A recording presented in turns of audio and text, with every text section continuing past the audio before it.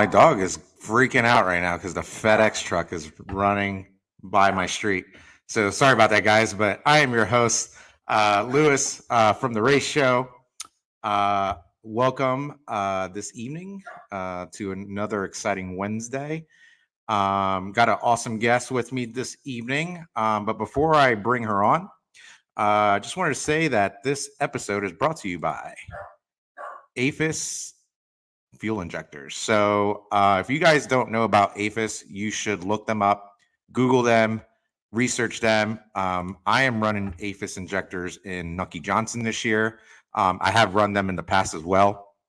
And awesome company to deal with. And their injectors are just pretty awesome. They're the best. So they handle big power. And they have, I believe they have a pro mod. I don't know. I believe they still do, but my guest will kind of correct me on that if I'm lying or not. But anyway, I'm going to bring on my guest right now, and we have Elisa Noel joining us from. Hello. So we're joining us from HPL HPL Oil, HPT Turbos, HPT Turbo, and APHIS injectors. That is correct. All right. I got them all. Yep.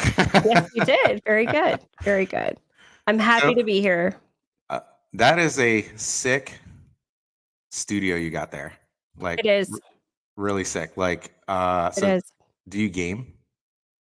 So this is not my studio. This is my husband's studio.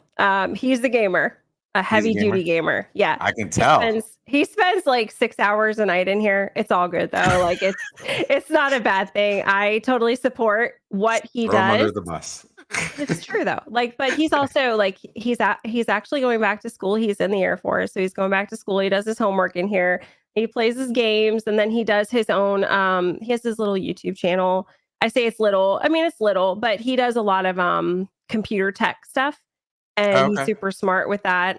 He does like computer rebuilds. He does custom paint jobs on computers. He's like so talented in so many ways. So I said, well, I'm going to need to borrow this room. So make me look skinny, get the lighting right. Make the camera look good. Yeah, you're being a girl. I am 100% though. I am a girl for sure. He'll tell you I'm a girl. Oh man, that's funny. Were you nervous at all for this? I'm a little nervous. A little nervous? I don't know why though. Yeah, I don't know. It's just you and me talking. I know. And the rest of the interwebs watching. Right. I think it's because I have a lot of opinions on things. So I want to make sure I don't say the wrong thing. You just need I know you're not a drinker, but maybe you should have taken a little bit of a shot, and then we could. Oh, you think? Then that would have just sealed the deal. I would have definitely said something stupid. So guys, please like, comment, all that fun stuff. Share this. Ask questions for sure. Drives the algorithm up, obviously. Gets more eyeballs on this show. So again, the more questions we have, the better. Better conversation we're going to have. So first and foremost, how did you get involved in racing? So I didn't come from a motorsports family. Most of the time people are brought up in those types of situations, and I just wasn't. I feel like when I was probably between the age of 6 and 8, I saw a Fox body and fell in love. And then that just started the love of cars. Like that's when I really noticed cars, I think, was when I first saw like a Fox body. It was yellow with a black top. It was like the advertisement car for Ford that year. And I just only cared about cars pretty much from then on. I didn't really care about, the typical high school girl stuff and all that. Mm-hmm. I was out street racing. I had a Mustang for my first car. I was out street racing. So was it a Fox body? No, it was like an SN95. Oh, okay. Yeah, and then I ended up not having that long. I went to the Camaro. I've had a lot of cars. I really have. I've done a lot of stupid purchases, really wasted a lot of money, but it was fun. What's the I guess the stupidest purchase you've ever made? The stupidest car purchase? Yeah. would have been an SRT Jeep for MSRP. It How much was that at the time? was like $71,000. Holy shit. Back in like, I wanna say 2013 or so, 2014, something like that, yeah. Oh, wow. Very, very stupid purchase. Yeah. What, did you enjoy it though, or did it suck? No, I enjoyed it. Oh, okay. Well, then that's Yeah, I good. mean, it was, I guess, but, I've been more sensible in the years past, like, the last few years, 5, I 6 think years, you know? I think we've all done it. My dumbest purchase was a Porsche 911. It was around the same price, I think. I think it was like around 70 or so, if I remember correctly. And it was the dumbest purchase ever because I can only drive it, in good weather. Yeah. Um, and I mean, I could drive it. You can technically drive them all year round. They're all wheel drive or whatever. Oh, well, yeah. Most of them are anyway. But I would only take it out on like nice days, obviously, or whatever. So, it rains up here a lot. So I can only drive it around on Sunday. And then like, the car payment was like as much as a mortgage. So Yeah, after that like, was same yeah, situation. after like a year and a half, I was like, this is dumb. So I sold it. I was like, I'm tired of making a mortgage payment on this thing. Exactly. I'm all in this mindset of like, we need to be investing. We need to be investing. Like, stop spending your money on stupid stuff and invest it. Shannon asked, what's been your favorite fun car? My favorite fun car. Yeah. Um, my favorite. So I had a '06 GT, and I put a little back in the day of like the Roush superchargers kind of getting popular. Mhm. There was a competition, like the competition came out with it was called a TVS. It's kind of like trying to think of what they call it. Like it's a root style blower. Anyways, so that was my daily. It was a supercharged Mustang GT. It was black. It had like the baddest wheels. It had a little wing. I'm more of like a stock appearance kind of person, but this car was just so fine. And I put a lot of miles on it and it ran so good. Was And I that the white regret the one? day. No, it's black. Oh, it was black. Yeah. So this white one here, which one's this one? hmm So that car was purchased in 2013, and it became like a magazine build car. Oh, okay. So yeah, so it was kind of purpose. Yeah, yeah, that was a fun car. So, but I didn't really street that car too much, It was just because racing.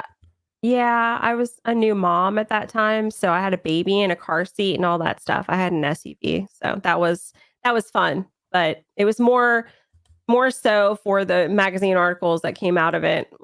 It was a lot of fun putting it Um, together. It was kind of like a garage build. I think it was six different stories or six parts of a garage build to show kind of that you can do headers, a supercharger swap, the basic things, the basic bolt-ons, and have a 9-second street car was the goal.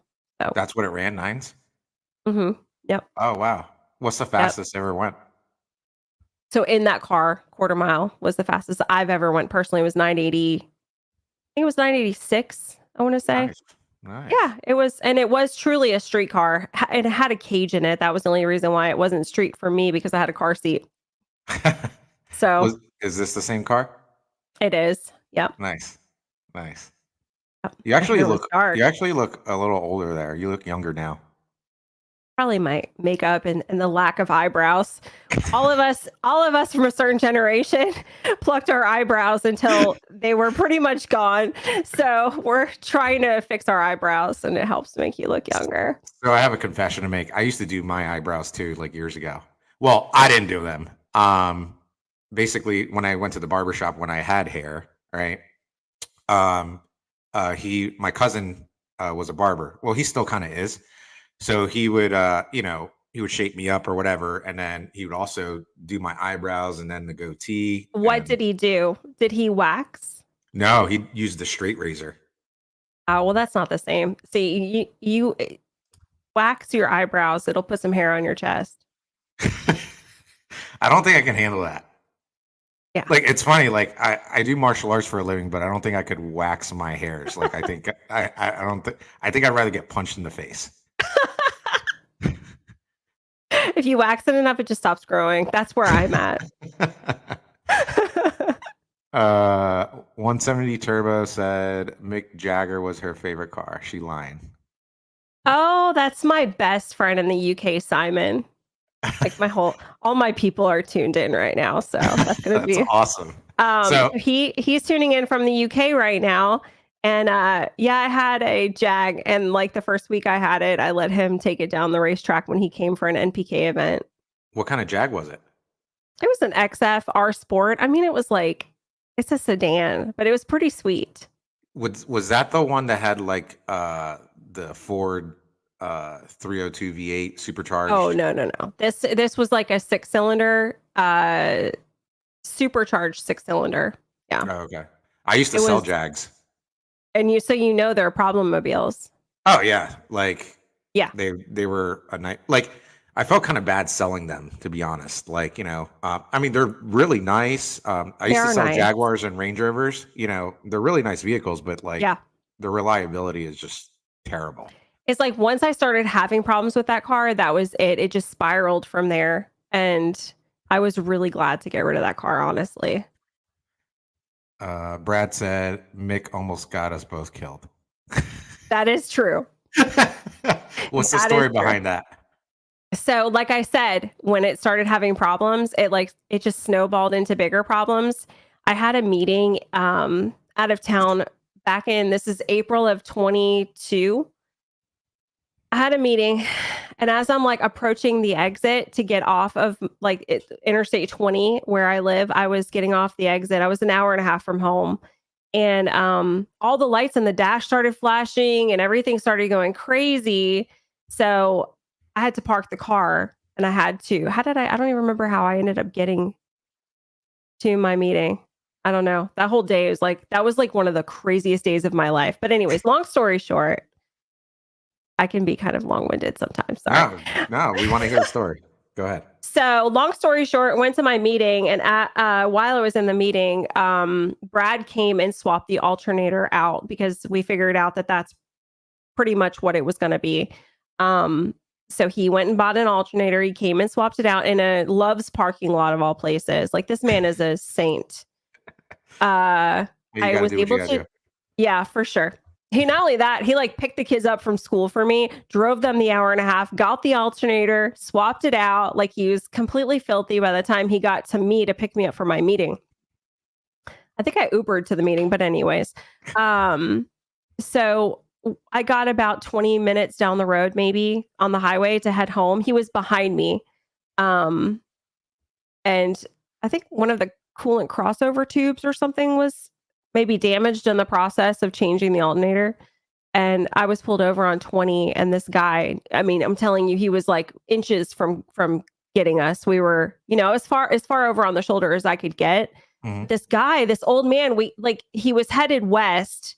So the sun was right in his face and we could see him. He was like driving this Sequoia or something like that, this big white SUV, and he was like a zombie, and he was coming right for us. And then the next thing we know, like he was really close to us, and we were able to get the car going. And the next thing we know, we see him at the next exit, and he was upside down. He had crashed. Oh shit. So I think something was wrong with him. Maybe he had low blood sugar or something like that. Brad literally pulled him out of the car. It was like the craziest day ever, but we were really close. If he was any closer, if it had been just, 10 feet sooner that he had kind of veered over, it would have been, at least Brad would have been not here any longer. So that was a bad day.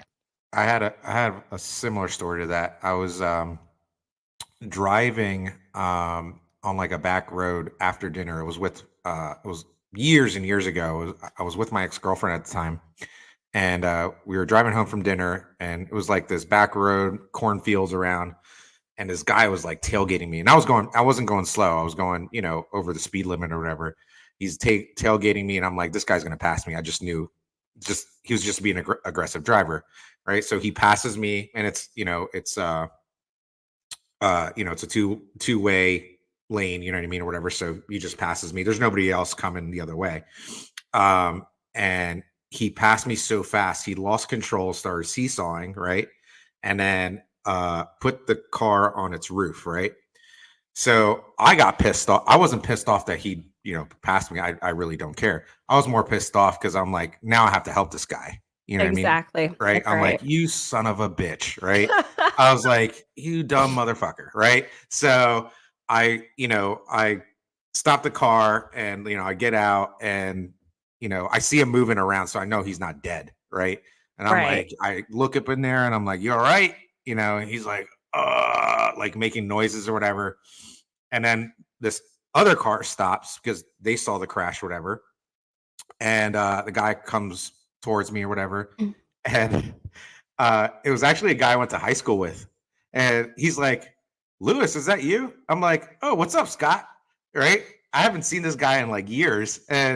And he's like, what happened here? I was like, oh, this dumb idiot passed me and crashed. And like this guy's like climbing out of the car as I'm talking shit on him. So but yeah, like, we waited for the cops to get there and stuff and make sure he was okay. But yeah, I was more annoyed that, I feel the same way about people. It's always yeah. me that gets a ticket. I'm the one that gets the tint ticket. I'm the one that gets the whatever ticket. I'm the one that gets the flat tire, that because of the Louisiana roads over here, and you got a donk next to you that's on 24s that has way darker tint, riding on rubber bands, no flats, no tickets, no nothing, But what gets me, and I complain to Brad about it all the time, is like we travel I-20 a lot. Mhm. That's the main like interstate that runs near us, and we are close to the Texas line. So the border, right? People that go to the border or go into Mexico, they drag these cars down the road and they tie them together with like chains. There will be 3 cars. There will be one half broken car pulling 2 other half broken cars. Nobody ever pulls them over. I mean, I want to see license, registration. I want to see all of it. Show me all your paperwork I because I I know it's never illegal. I knock on wood. I don't have any wood here, but You've never seen that? no, well, not around here. Like you would get Oh, that kind of okay. shit, you would get pulled over right away. Yeah. I live in kind of like an uppity type of county, I guess you can say. Yeah. But shit, what were we talking about? We were What's my talking train about of thought? them pulling Oh, 3 tickets. cars. I Yeah. never get tickets. Never. I don't Been know a what while it for is. me. It's been a Yeah, I while. don't know what it is, but like I always like I get pulled over all the time, but like I'm like I think I'm so Mm. nice to cops that I think they're just like, they deal with so much crap every day. Yeah, they do. That they just, they're like, oh my God, this guy is really nice, and they like give me a warning every time. Yeah. I try to flash my smile and stuff, I've taken the wedding ring off before, the whole 9. Just, try to give it a little flirt, but it doesn't work Yeah, anymore. you gotta be like, oh, sorry, it's hot in here. One time I got pulled over, I was like 9 months pregnant and he gave me a ticket. And I was just like, man, Oh I have my really God. lost it. I don't have That it anymore. that's messed up. That's messed It up. is messed up. So let's talk a little bit about some of the other companies you used to work for. So you used to work for Street Outlaws, right? Yes. And what Yep. did you do over there? I was the event coordinator for the No Prep Kings series. So did you help like start that No Prep Kings stuff? Oh, Or I didn't start the No Prep Kings. I wasn't really part of the inception of that. Mhm. I do have some history in No Prep because I would put events on with Mike Murillo and Scott Taylor. I would say around probably like 2016 to 18. Mhm. So that was a lot of fun. We did some really awesome events. I mean, not to the scale, right, of NPK, but the No Prep movement, I credit Street Outlaws for starting the No Prep movement. I think that was a Oh yeah. major thing that they kind of created that that craze, I guess you could say. But yeah, so I came on board with No Prep Kings in 2019. Okay. Yeah. So I did about 30 events. I coordinated about 30 events for them. Oh between wow. 2019 and 2021. 2020 would have been a full season, so it would have been probably 45 events, 46 events, but because, Wow. that threw So everything for a loop. what's it like working with a company like that that has like, full blown like national TV coverage and well, they used to, but you know what I mean at the Well, time. I mean, it's a really interesting thing. There's a lot of moving parts. There's a lot of people that come in from all over the country. There's a lot of preparation for something like that. And the thing is, I think that I would say to most people that are curious or ask the same question is that it's not near as glamorous, or it doesn't have the glamour. It's a lot of long hours. Mhm. Everybody's exhausted.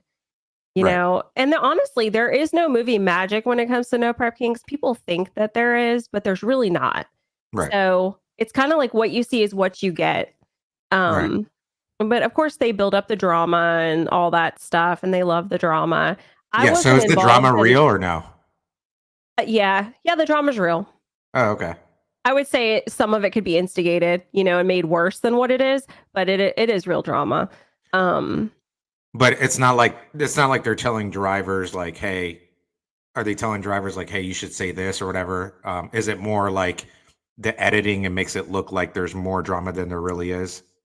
I think it could be a little bit of both, but not in a way that is something you would say is like shady tactics. Like, they want to kind of amp up the drama, right? So you may have one of the producers say, "Did you hear what he said about you?" Like going from pit Uh, to pit, and kind of that type of thing. But I mean, the drama's real, the racing is real. I see a lot of comments just over the years of running their social media stuff that's like, man, these people really, really just think that everyone builds these cars and that they're going out there and just sandbagging. You know what I right. mean? Like, no, you're in it to win it. You got Right. $40,000 on the line each event. You've got a championship of $250,000 on the line. Like, they're in it to win it. Right. So Yeah. So I'm assuming you dealt with, a lot of the drivers or things like that. Like who's cool and who's not cool. oh man, why are you asking me that? Obviously you're cool with Mike, right? Mike Murillo is my dude. Yeah. I heard We he's always really say nice. I've never met him, he but I is. heard he's really nice. We always say we're brother and sister because we Yeah. have like poor Lisa. His wife is like a saint. She's like an angel sent from heaven. And like when you put me and him together, personality wise, we're like the same person. It's really scary. So we've had our moments, our clashing moments, but they're like family to me. So yeah. Pretty much everybody's really cool. I think there are some people, and I'm not going to name names. That's just not my Oh, style. But man. yeah, there are some people that the years of being on TV has kind of penetrated their brains in a way that makes them kind of undesirable, if that makes sense. Okay. Um, but overall, pretty much everybody is pretty cool. Okay. Yeah. 170 Turbo said I made a 5,000-mile trip for NPK and it was the best money I've ever spent. All the drivers were amazingly friendly. That's your friend in the So UK, right?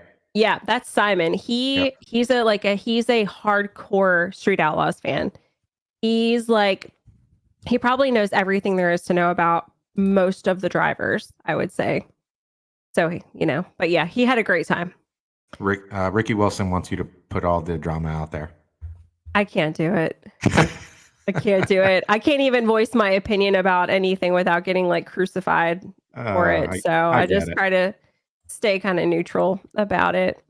I Um, think so- I think that one thing that we all need to do, whether NPK is NPK or something new, is just support each other and do what we can do to keep the racing alive. And the next generation of racers will want to be a part of it. Shannon asked, what was your favorite place for a race? So I guess maybe what's your favorite track?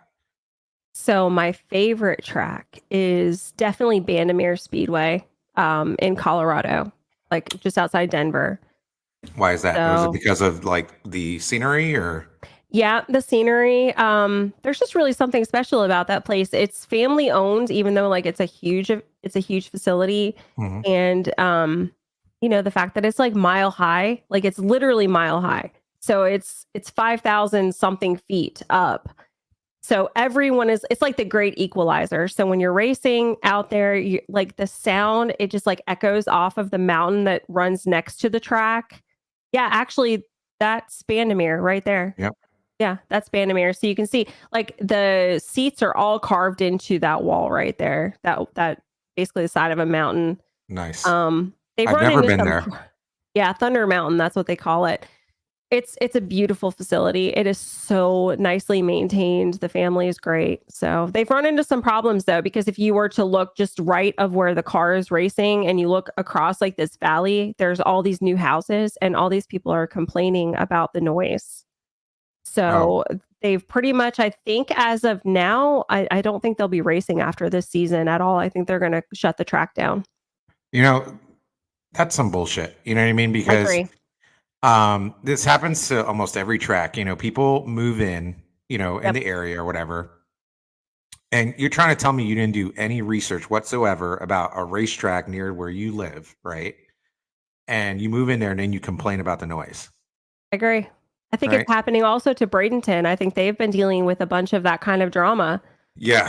Uh, Thankfully, um, well, Victor is an awesome owner, and then Cletus kind of has his hand in that track as well. So Mhm. I'm thinking, with Cletus being such a large, he's almost a Right. celebrity, you know what I mean? Yeah, And I would agree. so I'm thinking, they'll actually listen to him. Yeah. But who knows? But they're trying to develop houses around that area and apartments and condos or whatever. Like they're really trying to build there. But it's a shame, because damn well like people are going to move in there. There's going to be people that like it, and there's going to be people that don't like it, and the people that don't like it are going to complain and complain and complain, and they're not going to let it go. I don't think they're gonna let it go, but I do see it does seem like those guys, like Victor and Cletus, that they're involved and that they're not gonna go down without a fight. So Right. that's what it needs to be, and everybody needs to fight for them as well. They need to show up at these, whatever. They need to show up or they need to sign whatever petition they need to sign. They need to make people aware of what's going on. Because the thing is, you can put a decent curfew in place, and why doesn't that pacify them? You know what I Right. mean? Like if just say it's an early curfew, 10 p.m. Is that the fix?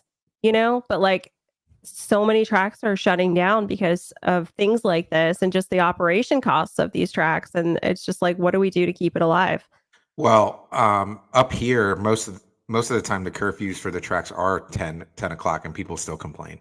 Yeah. So down at the southern tracks, they kind of don't have a curfew, or they might have a curfew of like 1 a.m. or whatever. Mhm. But up here, it's 10 p.m. and people still complain. It's ridiculous. When I was doing the Street Outlaws stuff, some of the tracks that had curfews, say like an 11 p.m. curfew, they would try to behave themselves all year and not push the envelope until we came so that they would have that like one free pass to like, not necessarily go an hour after, but if they had to finish, the finals or something like that and go into 11:30, they were willing to take the penalty for that. So hmm I dealt with a lot of that kind of stuff too. So Street Outlaws doesn't have a show anymore, right? So what do you think? What do you think they're doing wrong right now with the whole No Prep Kings thing, or the show they're trying to have, I guess you can say? And what's one thing they're doing well, in your opinion? Um, One thing I think that they're doing well is they're now finally utilizing the racers to use their platforms, which is what they kind of have been doing all along, but not to the fullest extent of like the potential. So Mhm. they've built these massive followings on social media.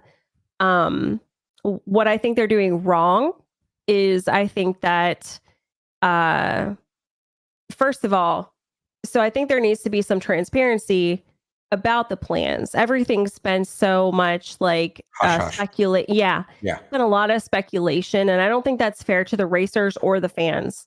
Um, I personally wouldn't involve myself with that type of organization doing that. So even if I was still involved doing what I was doing with the events, I would not be involved with something that was not honest and upfront.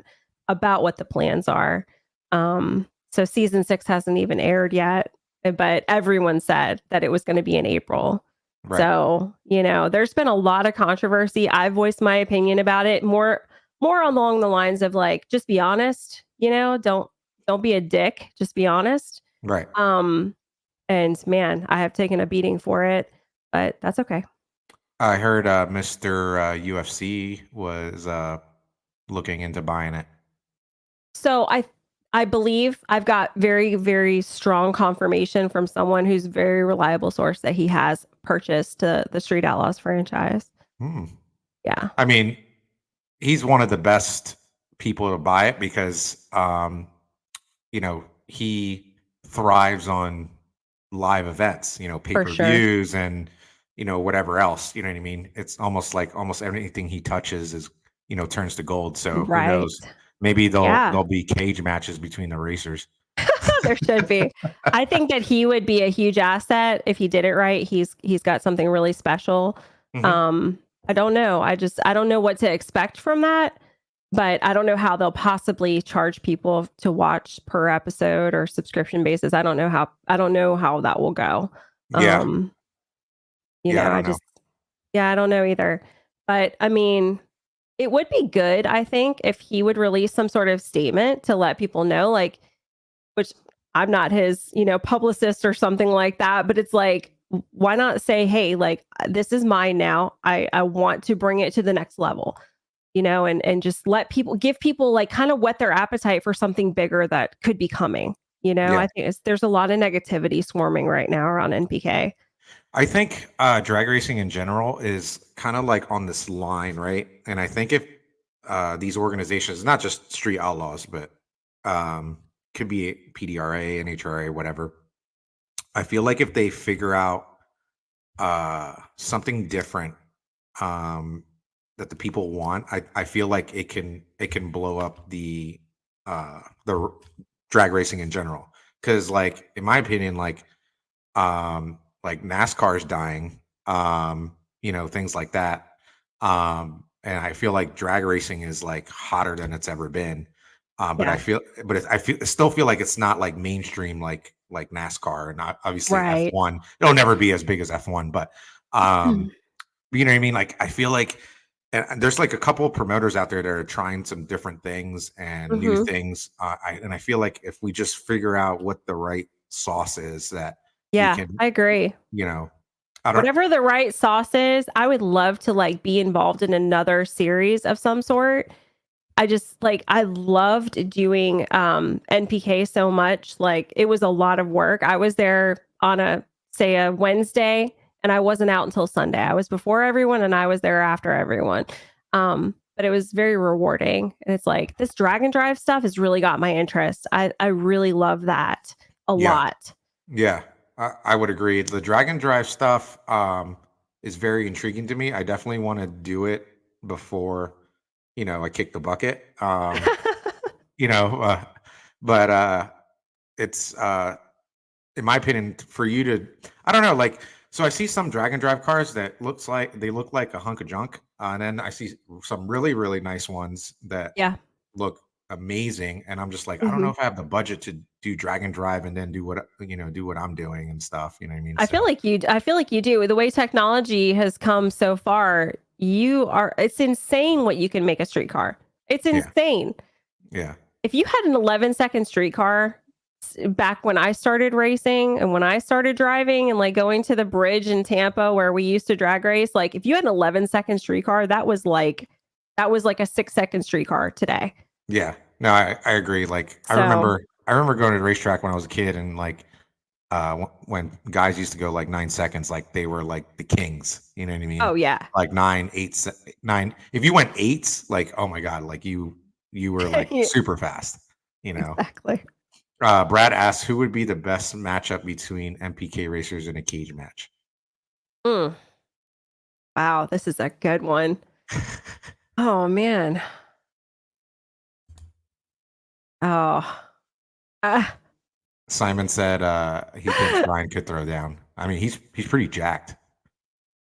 yeah, Ryan's a bigger guy for sure.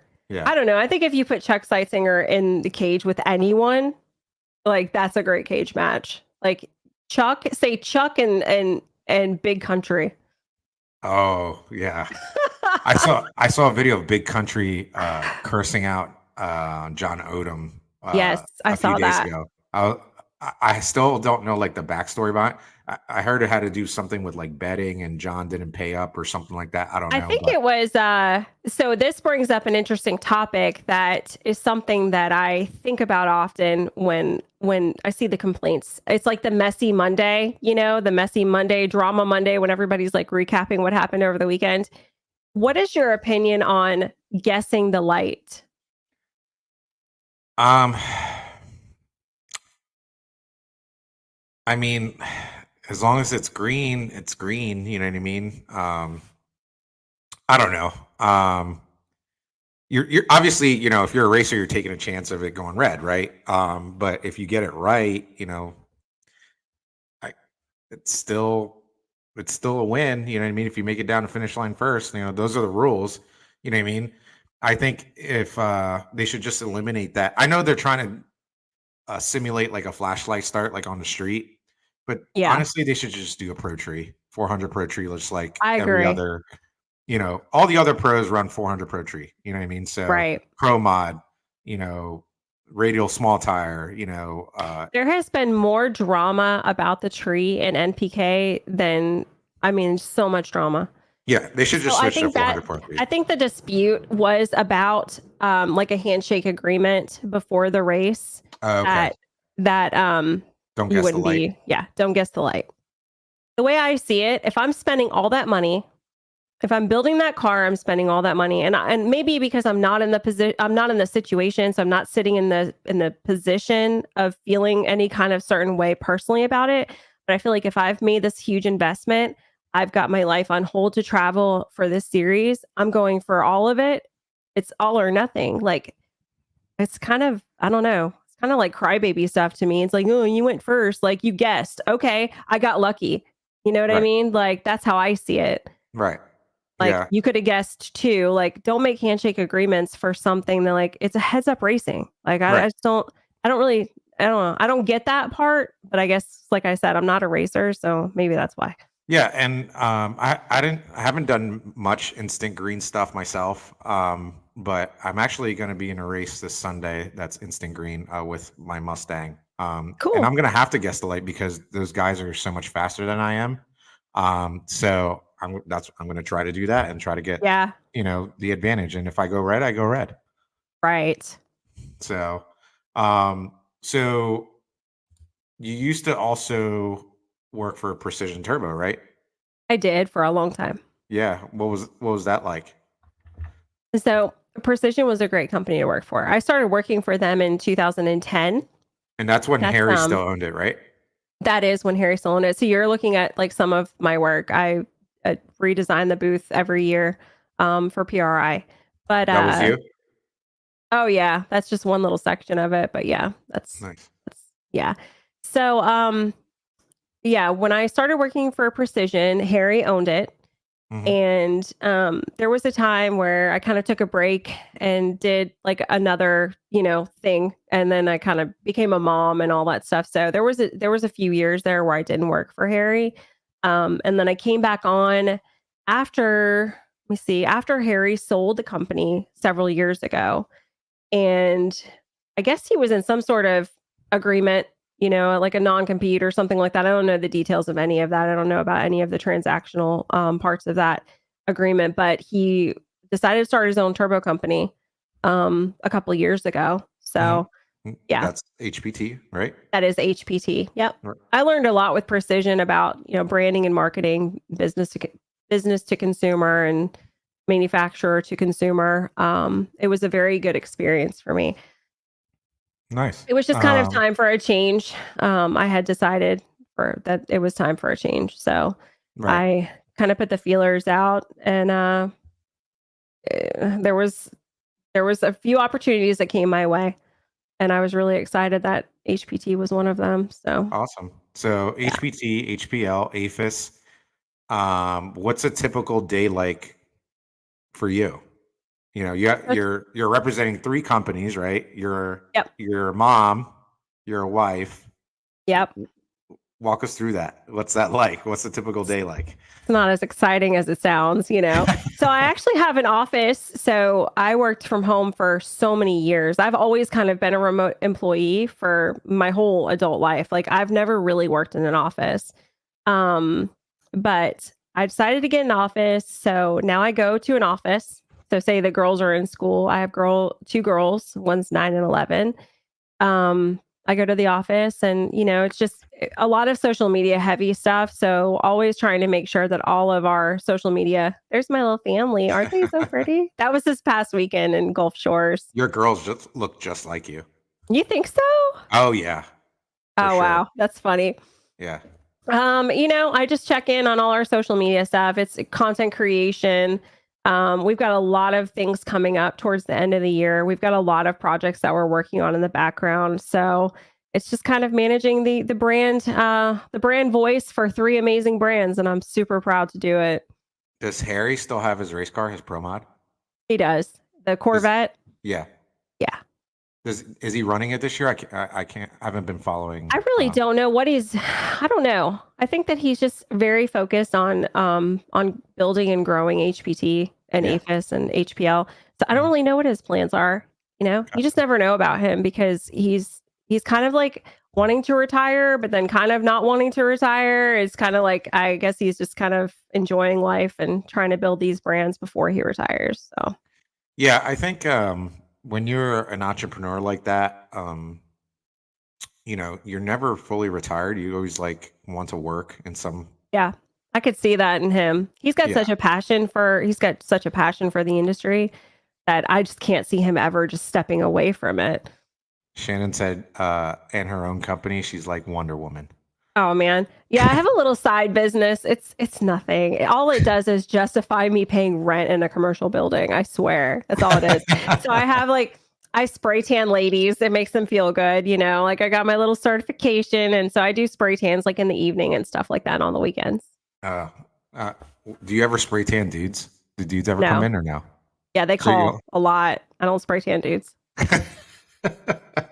And they're Oh all man. like, they all feel weird when I say that. Like, oh, sorry, I don't spray tan men. Like, really? You don't? Like, why? Because I'm not going to put myself in a position alone with some random dude that I don't know. Yeah, no, yeah. It, I it guess. just so I just made an exception to that rule just the other day. It was an evening tan. This guy had called, said that him and his girlfriend were going to come, and he was like, "Do you spray tan men?" I said, "I will spray tan you if your girlfriend is there." Guess what? He showed up without his girlfriend. Oh, Sure did, and I was very clear. So he just reiterated why I don't spray tan men. so did you I send him on cracked his the way? door open. Yeah, I cracked the door open. I said, "Where's your girlfriend?" And he's like, "She couldn't make it. She had to work. I'm so sorry." I was like, "Sorry, I told you my rule. Like, bye." That's crazy because, like, if let's just role reverse that. Say I had a spray tanning business, right? And I said I don't do women, right? Yeah, Somebody would freak out, and yeah. I'd It's get crossed my canceled. mind. Right. It has crossed my mind for sure. Like that No, could happen to well, me. like I don't think a guy would complain. You know what I mean? Like, yeah, like they probably complain to like their friends or whatever, but like they wouldn't. A woman would. You're right, though. Oh You're yeah, a right. woman would complain Yeah. like How online dare you? reviews. Oh yeah, Hmm. oh yeah. Um, Erica asked, "What is one of your favorite aspects of what you do?" I mean, it's too hard to pick one. I get to do things that I love. Like I'm so passionate about motorsports. It really is my passion. And I knew back when I was a teenager that I wanted to be in motorsports in some capacity. I didn't know what that looked like. So Mm, the fact that I just get to wake up every morning, work for these cool companies and do like this awesome work, that is what I love. I don't have like one specific thing. I like to, put giveaways together and I like to see our numbers go up, our metrics keep growing and that's what drives me. So, and these companies, HPT is a new company, so we are really growing from the ground up. yeah. Ricky said, "I need a turbo sponsor." Ricky, you have my Garrett Turbo, which is the Don't best worry, brand. Ricky. I'm going to try to convert him. I know he's loyal. Garrett But is I the mean, best brand out there. if you Like, want a faster spooling turbo that weighs less with mm-mm, a 2-year automatic warranty, with a 4-year warranty option, mm-mm. HPT is for you. See, Garrett doesn't need warranties because they don't ever mess Oh, up really? or Oh, nope, they never do, huh? nope, nope, Do they never had answer one. do they answer their do they answer their social media messages? They do, Oh, they do? they do, I don't believe you. yeah, they do. I don't know who's running their social media. I think well, like obviously, like they have a marketing guy, but I think they have another guy that kind of runs like all their social media and stuff. Mhm. But I mean, they correspond with me all the time. So, Well, like they need you to Instagram, go out. They're giving you turbos. They need to talk to you and make sure you're doing your job, what you're supposed to do. um, When you message any of our brands, it's probably me responding. awesome. So, so yeah, We let's talk about. also have a Spanish speaking person too that answers our messages. His Do name you is speak Rollo. Spanish? No, Oh, but okay. he does.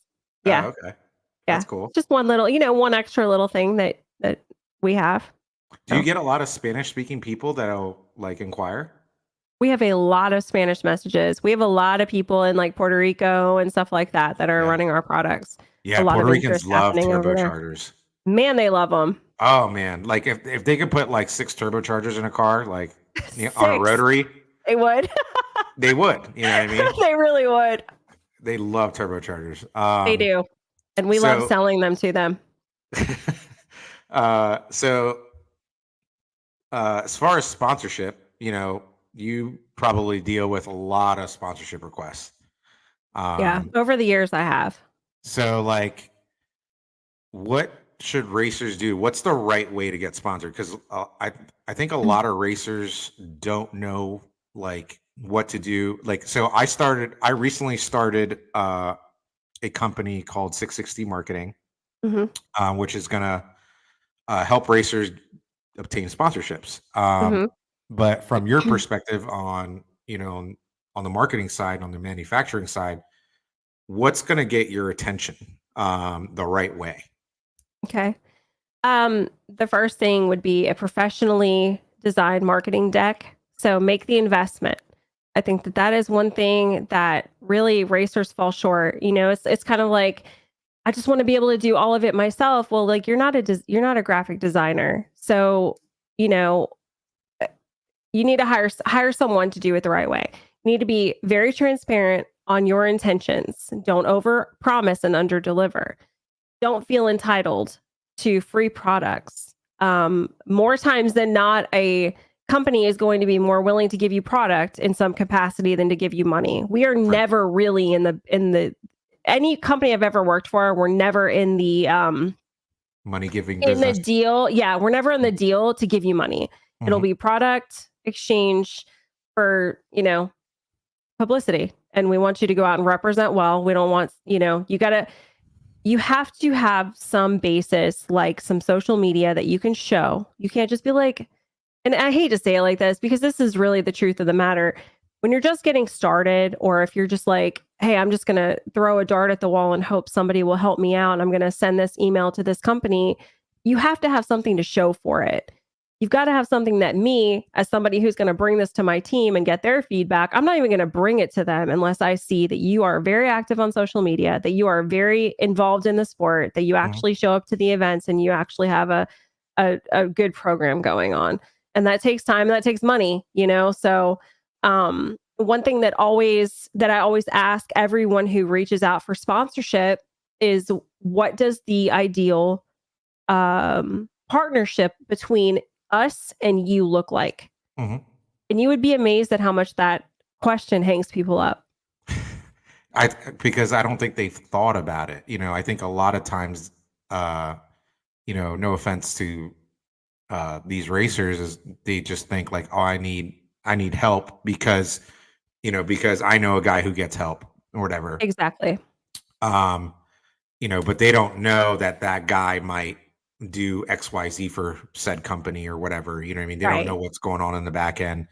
Um, most guys don't have a marketing deck or a sponsorship deck. And if you need one, contact me directly, Yeah, 660 Marketing. absolutely. You know what I will Um, say? You actually presented me with such a nice marketing deck. It was so professional. If you did that for all of these people, they would, I can't guarantee a sponsorship, right, but you would get a much harder look right. and a second look. You know what I mean? So that is really the key. And you have to know what you're willing to offer because you have to look at it from the perspective of, it's a partnership. It's not us giving you product. We expect something in return.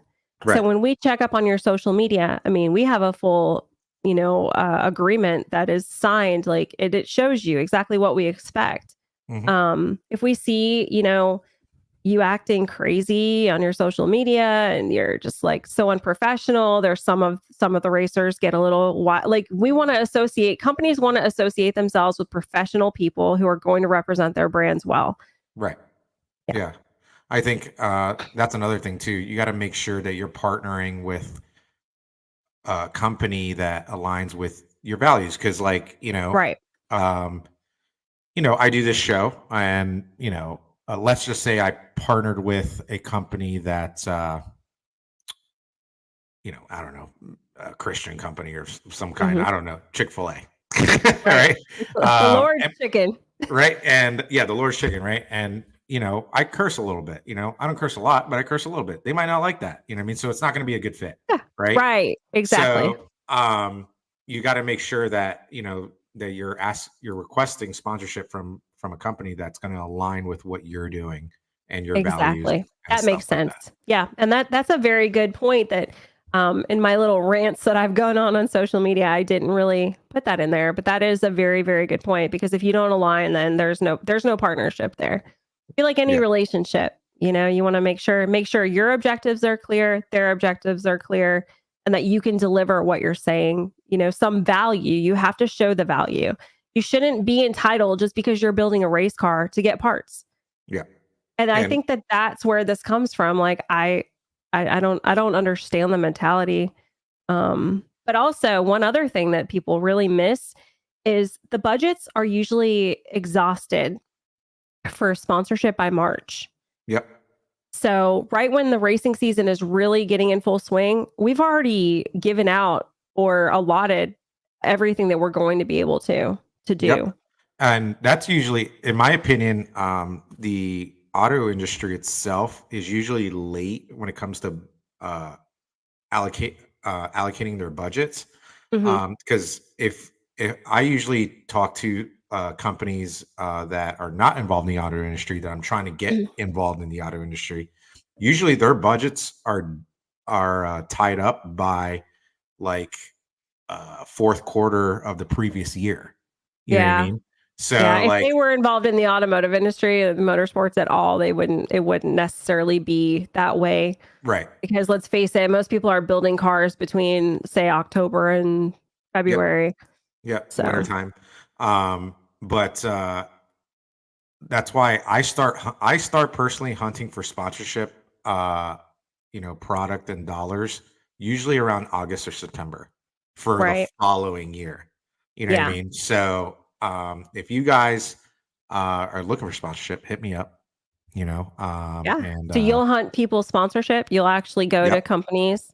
Yep. So I hired a staff of several sponsorship sales professionals. Okay. Very good. So basically, how that works is like, say like, hey, you want 660 marketing to get involved in your sponsorship program. I will put a Mhm. rep on your team, I guess you can say, Gotcha. on and they'll hunt sponsorships for you, product and dollars. I love that. That's Yeah, amazing. So yeah. how does that do you see dollars coming in or is it mostly product? It's product is always easier. You know what I Okay. mean? Because it's easier for a company to give product rather For than sure. dollars, right? But you're not just going after motors. You're not just going after automotive companies. You're going after all kinds of companies. So Yep. like, Gillette or something or Dole or like, is that kind of, or are you talking about like law firms, things like that? Yeah. So right now we're going after a company that's a home restoration company, Oh, okay. and they want an edgier type of marketing because they're very clean cut. I'm not going to say what brand it is. They're very Okay. popular. They have 300 locations across the United States. But they want a little bit edgier marketing. The marketing director is a fan of motorsports and racing. Very good. So that's kind of That how, helps. yeah. And it also helped that a buddy of mine kind of introduced us because he works for the company as a top sales rep. So he kind of introduced us or whatever. So that's another thing too. I don't think enough racers network. You got to network and just be out there. Like even if so I go to the track all the time. You can ask any of my friends. Like even if I'm Mhm. not racing, like Mhm. if I don't have anything to do on the weekend, like I'm not the type of person to just sit at home and watch TV. Like Yeah. I go to the racetrack. So I'll walk around, hand out business cards, promote the companies that support me, like APHIS Right. injectors. Yeah. And also promote myself. You know what I mean? So you gotta do that stuff. You gotta walk around the pits and just shoot the You shit with do. people. Well, Yeah. that's everything in life is who you know and, networking. So, Yeah. Who's Brad said who's excited for PRI? Are you doing PRI again this year? oh yeah, I'm sure I Nice. will. Yeah. Nice. I will Yeah. definitely see you there. Yeah. So what's the craziest request you've ever received via sponsorship? Any crazy Um, requests? I can tell Or you, not a crazy request, a crazy deal that somebody didn't do what's was that? we were literally going to get, I can't say what it was or who it was. Okay. I can't Okay. say specifics Uh-huh. because it got really crazy. But we were going to literally give like a $40,000 engine to somebody. And all they had to do was just use it and go run it. And they decided not to. So What company was this? I don't want to say. Oh man. I don't want to say. I've done freelance, or I guess you could say contract work for a lot of companies in the industry. I don't really want to say, but it was such a sweet deal. It didn't make any sense as to why they didn't do it, and it was a big name racer So you were gonna who give them an who needed engine it. Yes, who needed it? and Who they need? didn't want to use the engine brand, I No, guess. I guess not. Huh. Yeah. Interesting. So, but I mean, I get, it's the typical like, hey, I got this Fox body I'm building, can I get a turbo for it? It's like, okay, why would we give you a turbo? Right. It's just not like you're like nobody's better than anybody else, right? But like you do have to show value. So, So if guys want to get sponsored by you, HPL, HPT, APHIS, like what are those companies looking for? Like what do you guys need to help grow your brands? I would say someone who's very professional, someone who's active in whatever it is that they are, whatever they race, that they go to the events, that they're out there. Mm, We everybody needs content, right? Like we need great content. They've got mhm. to be able to provide us great content. Right. I don't want to have to chase them down for this or that. Like there should be full willingness to provide us with as much content as we could possibly need. Um, Somebody that knows how to do that. You know what I mean? It's more than just putting a sticker on a car. Mhm. So, Yeah, the yeah. sticker is a very small part. Like it used to be big back in the day, right? Before social media. Yeah. But nowadays you can literally sponsor a racer that knows what they're doing as far as like return on investment. They don't even have to put a sticker on their car That's right. to show the value. They could just be uploading content all the time, giving Exactly. you guys Content's the content. main Yeah, Yeah, that's the name of the game. That yeah, to me is the most valuable thing that anyone can provide for us. yep, yeah. And honestly, that's one of the big reasons why I do this show is to provide return on investment back to the Yeah, companies I that love that. help support. Um, so when you're not racing, what do you do for fun? Hang out with my kids and my husband. Yeah. What do you guys Yeah. do? Like, what do you guys like to do? I don't know, like so Brad's a big gamer, so I let Mhm. him have his time to do that. Um, I don't know, like we like Harry Potter. We're kind of nerds. We're kind of You homebodies, like I Harry think. Potter? We love Harry Potter. I've Yeah. never watched an episode of Harry I Potter. can't believe that. Like you're missing out. Like it's a whole magical world out there that you're missing out on. Like I highly recommend it. I highly recommend it. I So like we how like you our put magical in there. It is. It's like magic. So we redid my 9-year-old's room. We did her room in all Harry Potter. It's like so cool. It is like amazing. Nice. But I would reference some things but you've never seen it. So, you Yeah, know. I don't understand it. Like, I don't understand how the main character was like very little, and now he's like this grown adult, and he's still like playing with wands and stuff. I don't.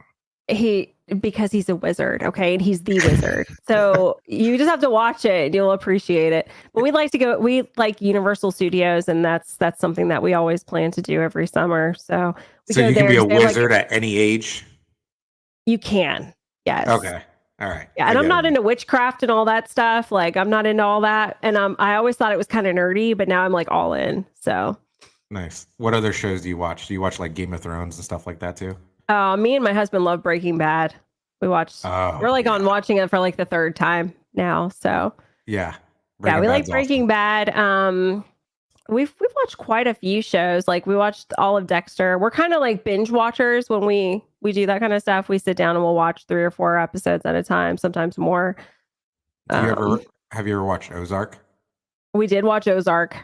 Really did not like how that ended. Very disappointed. I put a lot of time in and I was not happy.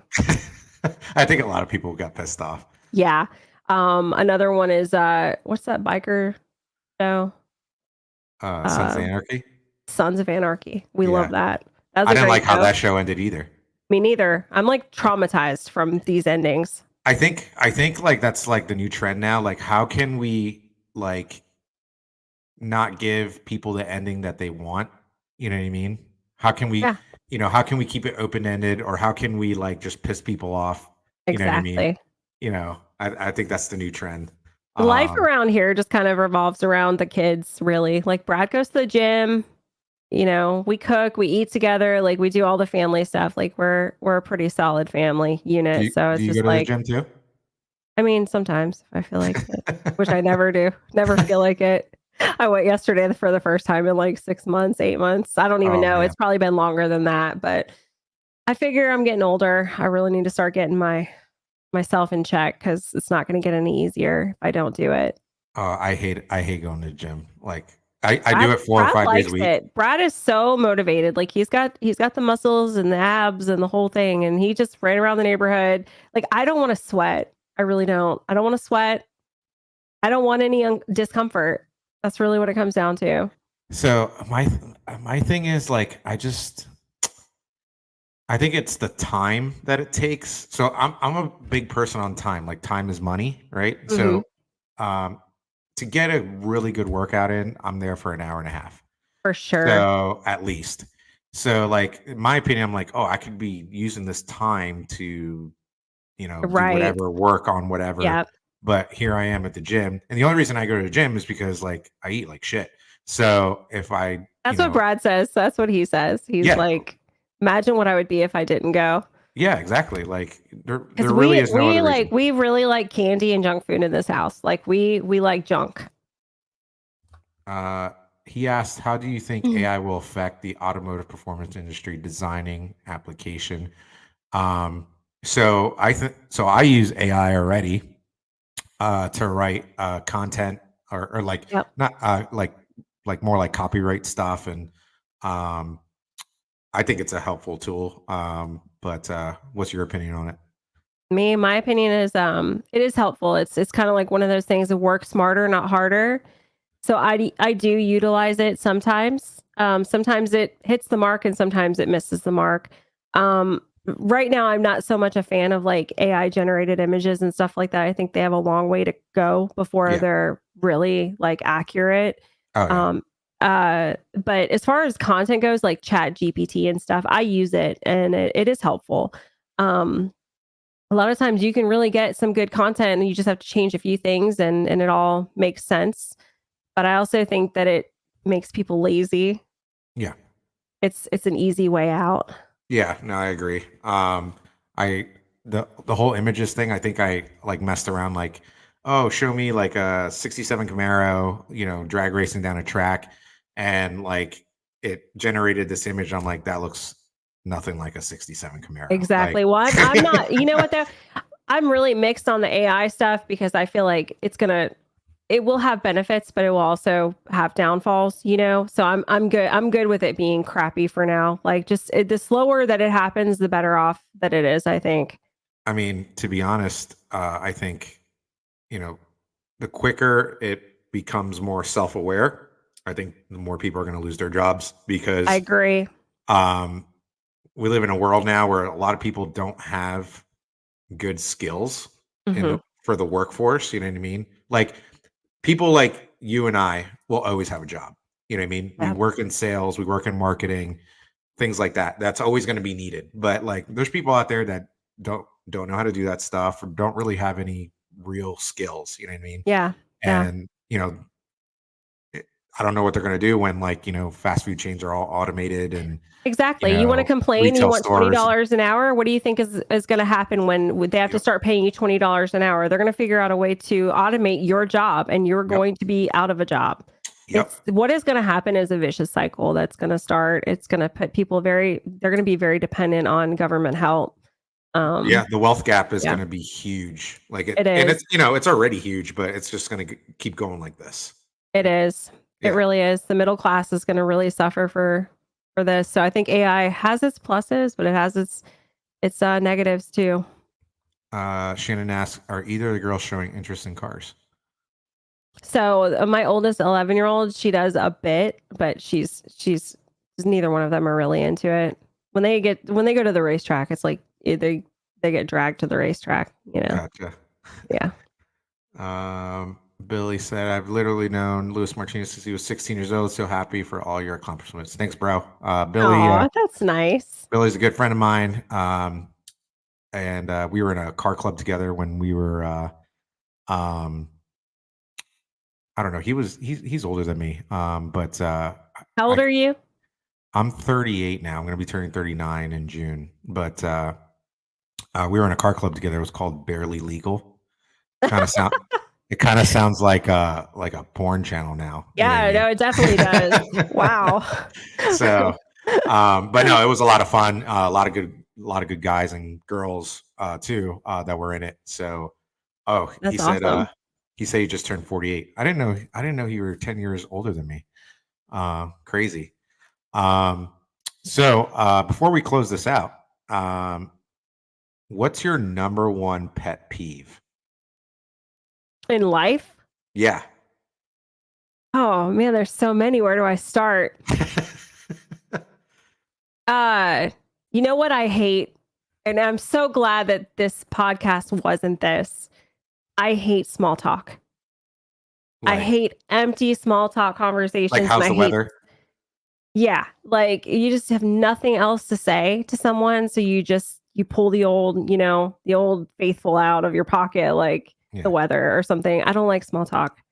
I I would feel rather like have silence than small talk. That's not my style at all. yeah, I feel like I don't know. I think it depends on like personalities. Some Yeah. personalities don't mesh, right? But Right. ever since I met you, every time we're on the phone talking about business, sponsorship, whatever, like we just go off on tangents into other We things. do. We do. We're at an hour and 11 minutes now. We should do this more often. Yes, I think I should have you on as like a co-host now. I'm in if you mean it for real. I'm totally in. Yeah, and then like we can bring like Mike Murillo on and stuff. Oh, yeah. There's Yeah, lots of people we could bring on. yeah. That'd be really fun. That would be really cool. But no, this So was yeah, fun. and I also don't like smacking. So that's another pet peeve. Like people who are rude eaters, that bothers me. Oh yeah. What about you? What's your pet peeve? My number one pet peeve is, um, I guess there's two. There's two that kind of go hand in hand. Is laziness, Mhm. um, and self entitlement. Yeah, they do. Those Um, two do go hand in hand. yeah, and as the years go by, it's just getting worse and worse. People are getting more self entitled, and it's just the culture that we live in. You know, what I mean, like American culture, and it's. And I you're don't not think a parent, but like trying to raise kids in this and to it's raise them tough. to not be that is extremely difficult. It's tough because all the other kids are, you know what I They mean? And are. they're And they learning. get everything. They get everything. So Yep. it's like there's a brand war at all times going on. It's Yep. like we have to have the most, popular things, everything that's trendy. Um, yeah, I agree with you. I see it all the time. I own a martial arts studio, and Oh yeah, you see all those little snotty kids. yeah, and mom and dad will bring little Johnny in, and they'll be like, "I don't understand why little Johnny is so disrespectful when we tell him no, and he just wants to do whatever he wants to do." Well, you're the problem. You give Yeah, him everything he wants. You know what I mean? Tell exactly. learn your learn to, well learn tell your kid no Right. every so often, and they'll Yeah. learn not to be self-entitled. Like It's hard. It's yeah, hard. it's It's hard hard. because we want to give our kids everything, right? We want to make them happy, we want to love them, but I think parents nowadays, because nobody tells you how to parent, right? Nobody Right. There's no book out there. I mean, there's books out there, but like there's not like a bible of parenting, right? So you have to like, you're kind of like shooting yourself in the foot sometimes, you know what I mean, I agree. when you give your kids everything and stuff. Yeah. I deal with it on a day-to-day basis. It's just like, and they don't realize how lucky they are that they have a mother who works from home or Mhm. can work in a situation where I can always pick them up from school. I can always drop them off at school. And then they say, like, I want to ride the school bus. Like, how dare you? You want to ride the school bus? You want to ride the school bus? You don't want to ride with me? Like, I'm the Oh, cool mom. Are you kidding me? send them on the school bus for a week. They'll be begging to, you know, come back with you, because there's actually rules on the school bus. That's true. So, That is true. And it takes like 45 minutes to go 5 miles, like who wants to mhm. do that after school? Yep. No, I'm a So, hover mom. I'm a hover mom. Yeah, I'm not letting them do that. cool. Well, this was great. This was awesome. Yeah, I enjoyed it. Yeah, we'll definitely have you back on again soon. Cool. Um, and thank you so much, guys. Again, please like it, subscribe to the YouTube channel, share it. Again, drive the algorithm up, puts more eyeballs on this, and kind of makes me motivated to make more shows. So, Heck yeah. And if you want to check out my trifecta of brands, go to mhm, hptturbo.com. We offer a 12% military discount at checkout on our injectors, our turbos, and our oil. Our oil is made in America, so we're big on that. It's blended in a facility in Indiana. We have YouTube channel. It's HPT Turbo, APHIS, HPL. No, it's HPT Turbo, HPL Oil, APHIS is what it is. It's long. It's all of them together. mhm. And then our Instagrams are just our company names: HPT Turbo, HPL Oil, and APHIS Injectors. Nice. If racers want to buy the stuff, turbos, oil, injectors, what's the best avenue? Go to your distributors or go directly to directly to. So there is a dealer locator on our website, so they Mhm. can choose by brand what they're looking for based on their location. They can do that. They can just buy direct. Okay. So they can do either. So it's HPT Turbo. You'll find all that information there. Awesome. I know PSI Performance is a dealer for all three of those brands. So Yes. hit them up. They're in Lansdale, Pennsylvania, and they can ship to you pretty much anywhere in the world. So Yes, that would be um, amazing. They're yeah. great. So thank you so much, All and right. have a good night, everybody. Thanks.